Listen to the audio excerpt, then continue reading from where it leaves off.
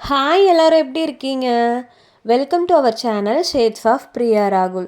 இன்றைக்கி சிம்பிளாக நாட்டுக்கோழி குழம்பு எப்படி வைக்கலாம் தாங்க பார்க்க போகிறோம். வீடியோக்குள்ளே போகிறதுக்கு முன்னாடி நம்ம சேனலை சப்ஸ்கிரைப் பண்ணாதவங்க மறக்காமல் சப்ஸ்கிரைப் பண்ணிக்கோங்க. ஃபர்ஸ்ட்டு சின்ன வெங்காயம் பூண்டு ரெண்டுமே எடுத்து வச்சுக்கோங்க. ஸ்டவ்வில் ஒரு கடாயை வச்சுட்டு நம்ம எடுத்து வச்சுருக்க சின்ன வெங்காயம் பூண்டு ரெண்டுத்தையுமே அதில் ஆட் பண்ணிவிட்டு கொஞ்சமாக எண்ணெய் விட்டு லைட்டாக வதக்கிக்கோங்க.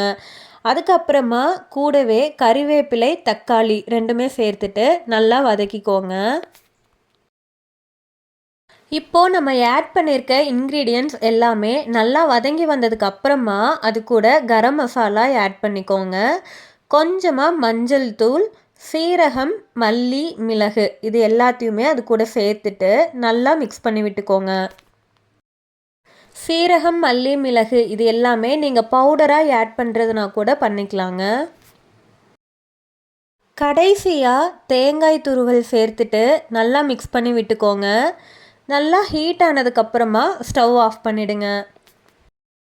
இப்போது இது எல்லாமே மிக்ஸி ஜாரில் ஆட் பண்ணிவிட்டு கொஞ்சமாக தண்ணி விட்டு நல்லா பேஸ்ட் மாதிரி அரைச்சி எடுத்துக்கோங்க.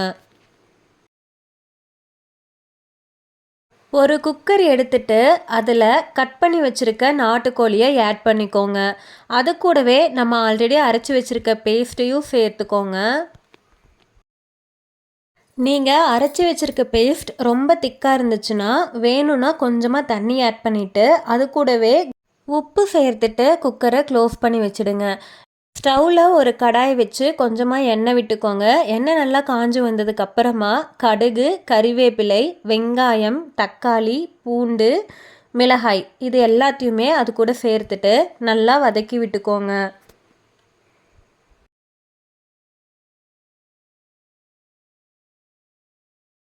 நம்ம ஆட் பண்ணியிருக்க வெங்காயம், தக்காளி எல்லாமே நல்லா வதங்கினதுக்கு அப்புறமா கொஞ்சமாக மிளகாய்த்தூள், குறுமிளகுத்தூள் ரெண்டுமே ஆட் பண்ணிவிட்டு நல்லா மிக்ஸ் பண்ணி விட்டுக்கோங்க.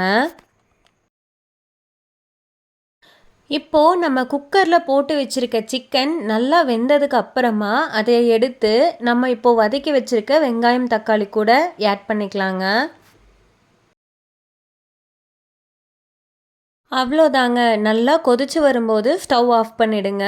டேஸ்டியான நாட்டுக்கோழி குழம்பு ரெடி ஆயிடுச்சு.